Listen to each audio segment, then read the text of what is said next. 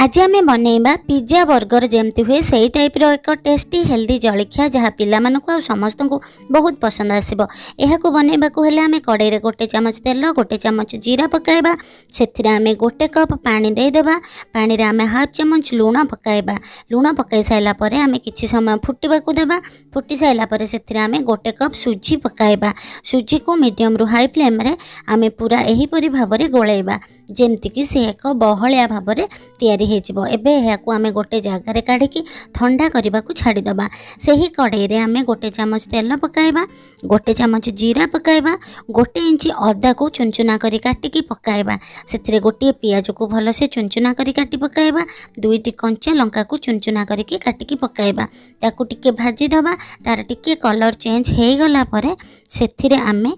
शिमला लंका दुई तीन टी काटिकी पकाइबा आ गोटे टमाटर को भलसे चुनचुना करी काटी पकाइबा लुण गोटे चामच पकाइबा कुटा लंका गोटे चामच पकाइबा धनिया गुंड हाफ चामच पकाइबा कलर पाई हाफ चामच आम हल्दी गुंड पकाइबा यह किछि समय पाई भाजीदबा लुण पकाइले सॉफ्ट हो जाए। एबे 4टी सिझा आलू को लेकिन भलसे चकटी देबा चकटी साइला परे ताकू सही तेरे भले कि मिसेकी गोळेई दबा जो परिवा सहित आलू को भलसे आम मिसई दबा। एबे एथिरे हाफ चामच गरम मसला पकाइबा अल्प किछि लेंबू पकाइबा रस आउ सेथिरे चुनचुना करी काटी धनिया पत्र पकाइबा यह भलसे गोलैकी मिसई देबा आ गोटे अलग जगार काढ़ी आम यह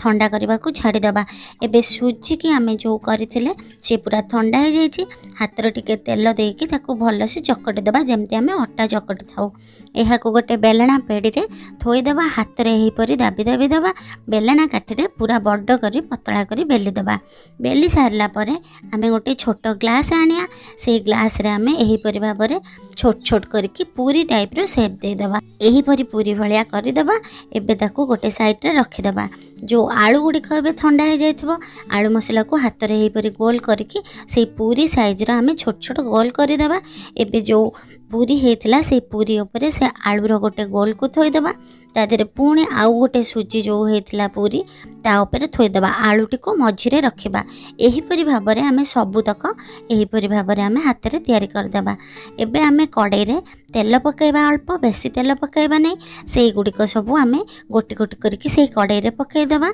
लो फ्लेम रे आम या धीरे धीरे लौटेबा तलपट हो गला परे पुणी ऊपर पट एमती लौटेबा एमती किछि समय लौटे सारा परे एबे आमर एही सब गुड़िक हो जाइछि याकू एबे काढ़िकी आम देखिबा यह बहुत कम समय रे हेइ थाए आ हेल्दी टेस्टी हेइ थाए पिज्जा बर्गर परि पिलांकु लागिबो।